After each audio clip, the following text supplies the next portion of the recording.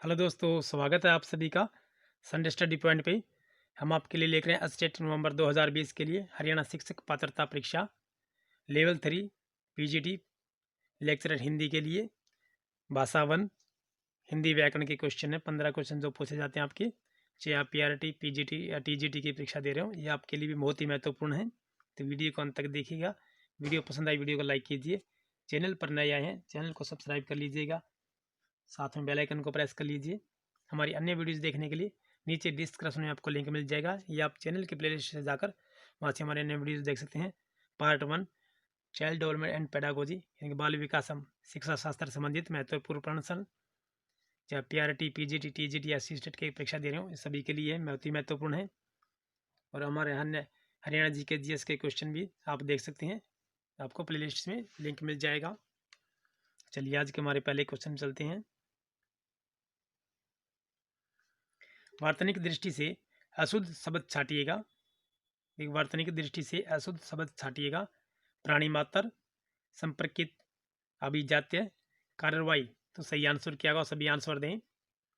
वार्तनिक दृष्टि से अशुद्ध शब्द छाटिएगा, तो राइट आंसर हमारा ऑप्शन नंबर बी हो जाएगा। संपर्कित ये हमारा अशुद्ध शब्द है, जबकि प्राणी मात्र, अभिजात्य, कार्रवाई ये तीनों ही हमारे शुद्ध शब्द हैं। चलिए अगला प्रश्न हमारा, संधि की दृष्टि से असंगत विकल्प चुनिएगा। तोय प्लस धार, तोयाधार। विश्व प्लस मित्र, विश्वामित्र। मुसल प्लस धार, मूसलाधार। सत्य प्लस नाश, सत्यानाश। तो सही आंसर क्या होगा, सभी आंसर दें। संधि की दृष्टि से असंगत विकल्प चुनिएगा, तो राइट आंसर हमारा ऑप्शन नंबर फर्स्ट हो जाएगा। तो ये तोय प्लस धार, ये तोयाधार ये हमारा असंगत है, जबकि विश्व प्लस मित्र, विश्वामित्र। मूसल प्लस धार, मूसलाधार। सत्य प्लस नाश, सत्यानाश ये तीनों ही हमारे सही हैं। तो राइट आंसर हमारा ऑप्शन नंबर ए हो जाएगा, जो हमारा असंगत है। चलिए अगला प्रश्न हमारा, प्रत्येक की दृष्टि से असंगत विकल्प चुनिएगा। निपुण प्लस यह, निपुणीय। ईश्वर प्लस यह, ऐश्वर्य। भगिनी प्लस यह, भगिन्य। विशिष्ट प्लस यह, विशिष्ट। तो सही आंसर क्या होगा, सभी आंसर दें। प्रत्यय की दृष्टि से असंगत विकल्प चुनिएगा, तो हमें असंगत बताना है। देखिए प्रत्यय हमारा अंत में लगता है, तो इसकी दृष्टि से हमें कौन सा सही आंसर होगा हमारा। राइट आंसर हमारा ऑप्शन नंबर सी हो जाएगा। भगिनी प्लस सी है, भागिन्य, ये हमारा असंगत है। चलिए अगला प्रश्न हमारा, समास की दृष्टि से कौन सा विकल्प असंगत है हमारा। पंत द्वारा प्रणीत, पंत प्रणीत। पवन से चलने वाली चक्की, पवन पंचक्की। वह जो चक्षु से श्रवण करे, चक्षु सर्वा। समाचार के लिए पत्र, समाचार पत्र। तो राइट आंसर क्या होगा, समास की दृष्टि से कौन सा विकल्प असंगत है हमारा। ये ऑप्शन नंबर ये ऑप्शन नंबर बी हमारा राइट आंसर होगा। पवन से चलने वाली पवन चक्की होती है, जबकि पंचक्की क्या हुआ है। तो राइट आंसर हमारा ऑप्शन नंबर बी हो जाएगा। चलिए अगला प्रश्न हमारा, एक वचन से बहुवचन बने शब्दों में असंगत छाटेगा। देखिए डाकुओं, तरबूजों, वधुएं, भालुएं। ठीक है, तो राइट आंसर क्या होगा, सभी आंसर दें। एक वचन से बहुवचन बने शब्दों में असंगत है। देखिए मैं बहुवचन जो शब्द बना रखे हैं, ठीक है, हमें छाना। देखिए डाकू होते हैं, डाकुओं। तरबूज, तरबूजों। वधु, वधुएं। बालू, बालुओं। तो राइट आंसर क्या होगा, बहुवचन के असंगत जो हमारा है। राइट आंसर हमारा ऑप्शन नंबर फर्स्ट हो जाएगा, डाकुओं। देखिए एक डाकू या 10 डाकू, उसे केवल डाकू ही बोला जाता है। जैसे कहते हैं डाकू आ गए, ठीक है, तो क्योंकि उसमें तो काफ़ी डाकू होते हैं, लेकिन वो नाम क्या आता है, डाकू। ठीक है, इसलिए राइट आंसर हमारा ऑप्शन नंबर ये हो जाएगा। चलिए अगला प्रश्न हमारा,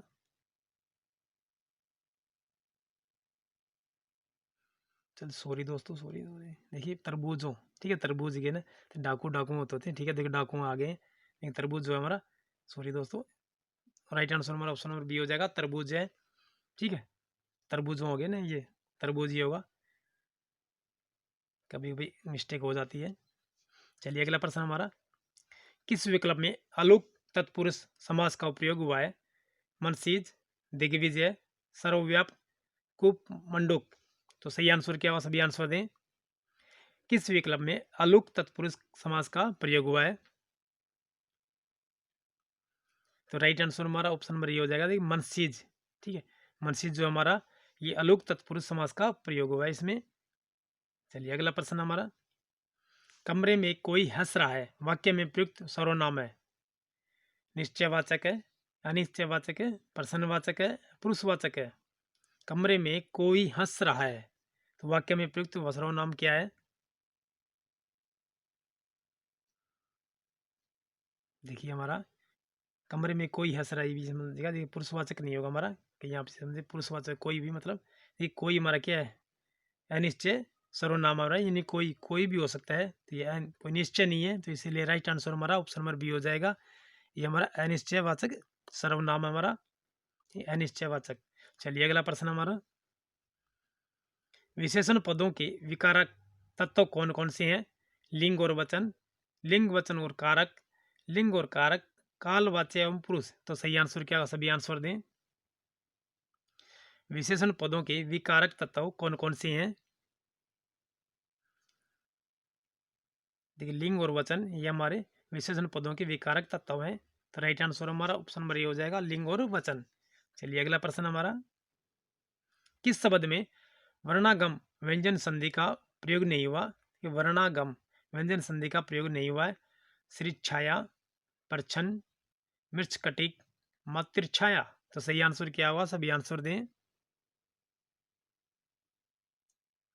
किस शब्द में वर्णागम व्यंजन संधि का प्रयोग नहीं हुआ है? तो राइट आंसर हमारा ऑप्शन नंबर देखिए सी हो जाएगा, मिर्च कटिका। ठीक है, मिर्च कटिक जो है इसमें वर्णागम व्यंजन संधि का उदाहरण नहीं है, यानी कि वर्णागम यानी कि वर्ण के।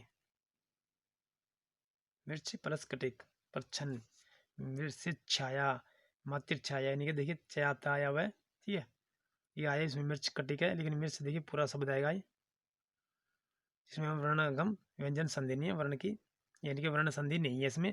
चलिए अगला प्रश्न हमारा, यह बालिका फूल से भी कोमल है, उक्त वाक्य विशेषण की दृष्टि से किस अवस्था का वाचक है?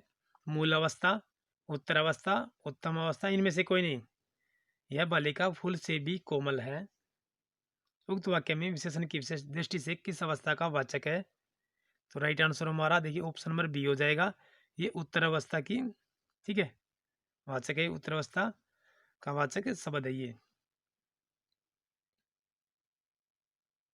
यह बालिका फूल से भी कोमल है, यानी बहुत ही कोमल है, यानी बहुत ही नाजुक है, तो उक्त वाक्य विशेषण की दृष्टि से किस अवस्था का वाचक है? ये उत्तर अवस्था का वाचक है। चलिए अगला प्रश्न हमारा, निम्न में से किस विकल्प में स्त्रीलिंग वाचक शब्द है? आंसू, टेसु, रतालू, ससुराल। स्त्रीलिंग वाचक, स्त्रीलिंग वाचक शब्द है, ठीक है, कौन सा? आंसू, टेसु, रतालू या ससुराल। ये राइट आंसर हमारा ऑप्शन नंबर डी हो जाएगा, ससुराल। ठीक है, ये हमारा स्त्रीलिंग वाचक शब्द है। ठीक है, आंसू, आंसू ये देखिए हुआ, टेसु, रतालू ये सभी पुरुषवाचक शब्द हैं, जबकि ससुराल स्त्रीलिंग वाचक शब्द है। चलिए अगला प्रश्न हमारा, कर्ण कारक युक्त वाक्य चुनिएगा। कर्ता ने कर्म को कर्ण से, है ना, अपादान, ये कानों सुनी बात सत्य होती है, वे सिनेमा देखने गए हैं, ललिता गुरुजी से कथक सीखती है, इस साहसी छात्र ने एक बच्चे को नदी में डूबने से बचाया। तो सही आंसर क्या हुआ? कर्ण कारक बताना में। ये राइट आंसर हमारा ऑप्शन नंबर ये हो जाएगा, कानों सुनी बातें सत्य होती है, ये हमारा कर्ण कारक वाक्य है।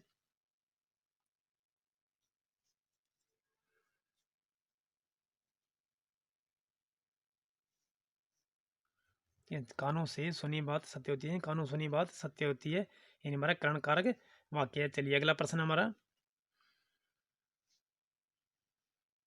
वर्ण विचार की दृष्टि से असंगत विकल्प चुनिएगा। एक स्थान से उच्चारित दो सवर्ण स्वरों दो सवर्ण स्वरों के योग से निर्मित स्वर उत्पत्ति के आधार पर दीर्घ स्वर कहलाते हैं, जबकि भिन्न भिन्न स्थानों से उच्चारित दो विजातीय स्वरों के योग से निर्मित स्वर संयुक्त व्यंजन स्वर कहलाते हैं। अनुस्वार व्यंजनों की प्रवृत्ति, जबकि अनुनासिक स्वरों की प्रकृति है। जिन स्वरों के उच्चारण में हवा नाक से नहीं अपितु केवल मुख से निकलती है उन्हें सानुनासिक स्वर कहा जाता है, जबकि जिन स्वरों के उच्चारण में वायु मुख के साथ साथ नासिका से भी निकलती है उन्हें निर्नासिक निर्नुनासिक स्वर कहा जाता है। हिंदी वर्णमाला में श है वर्ण संग्रसों है, जबकि च छ ज झ आदि वर्ण सप्रस संग्रसी हैं। तो सही आंसर क्या होगा? सभी आंसर दें। ये क्वेश्चन काफ़ी बड़ा है। वर्ण विचार की दृष्टि से असंगत विकल्प चुनिएगा। इसमें राइट आंसर हमारा ऑप्शन नंबर सी हो जाएगा। देखिए, जिन स्वरों के उच्चारण में हवा नाक से नहीं अपितु केवल मुख से निकलती है उन्हें सानुनासिक स्वर कहा जाता है, जबकि जिन स्वरों के उच्चारण में वायु मुख के साथ साथ नासिका से भी निकलती है उन्हें निर्नासिक स्वर कहा जाता है, जबकि इन्हें अनुनासिक कहा जाता है। ये ठीक है। अनुस्वार व्यंजनों की प्रकृति है, जबकि अनुनासिक स्वरों की प्रकृति है। ठीक है। देखिए, जो हमारे नाक से हवा निकलती है उन्हें हमें क्या कहते हैं? अनुनासी है। ठीक है, अनुनासिक या अनुस्वार व्यंजन कहते हैं उन्हें। चलिए अगला प्रश्न हमारा, हम सफर अगर एक दूसरे को समझ लें तो जीवन आसान हो जाएगा, उक्त वाक्य किस काल से संबंधित है?